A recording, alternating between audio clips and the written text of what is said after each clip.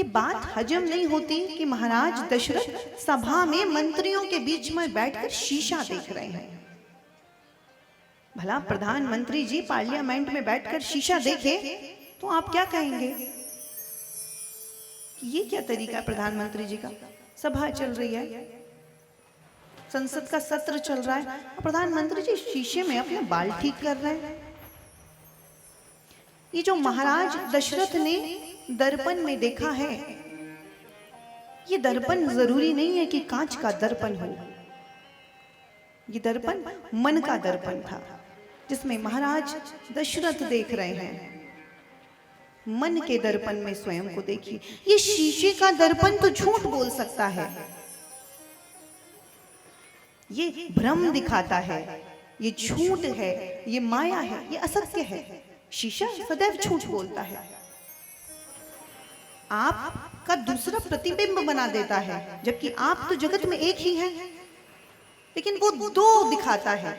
जैसे कोई राहुल नाम का बच्चा दर्पण में देखे तो दो राहुल, यानी दर्पण भ्रम दिखा रहा है। वो आपको आपसे आगे बढ़ने ही नहीं दे रहा है, वो बता रहा है कि आप हो।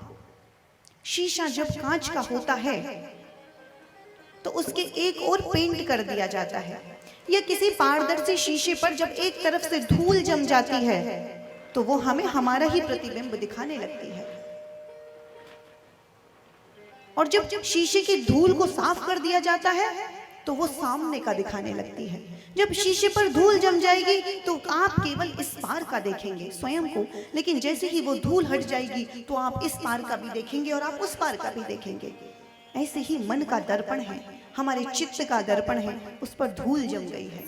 उस धूल को साफ ये कथा करती है। ये कथा धीरे धीरे आपके चित्त, आपके मन के दर्पण की धूल को साफ करती है। और जब ये मन की दर्पण की धूल इस कथा से, इस राम नाम से साफ हो जाती है तो आपको इस पार का भी दिखता है और आपको उस पार का भी दिखने लगता है। चैतन्य महाप्रभु कहते हैं, चेतो दर्पण मार्जनम। एक फिल्म में गीत भी है, तोरा मन दर्पण कहलाए, भले बुरे सारे कर्मों को देखे और दिखाए, तोरा मन दर्पण कहलाए। इसलिए इस कांच के दर्पण में स्वयं को मत देखिए, मन के दर्पण में देखिए। और जब दिखे कि मन के दर्पण पे धूल जमी है तो इस कथा रूपी साबुन से उस दर्पण की मैल को साफ करें तो आपको इस पार और उस पार, दोनों पार का दिखाई देने लगेगा। महाराज दशरथ जो दर्पण देख रहे हैं वो जरूरी नहीं है कि कांच का हो, क्योंकि सभा में कांच के दर्पण होने का कोई मतलब ही नहीं बनता। वो दर्पण मन का दर्पण है। हमारी बुद्धि के वेदांत में 5 प्रकार बताए गए हैं, मन, बुद्धि, चित्त, अहंकार, प्रज्ञा। ये चित्त के दर्पण की बात चल रही है, इसलिए चित्त के दर्पण के मैल को साफ करना है।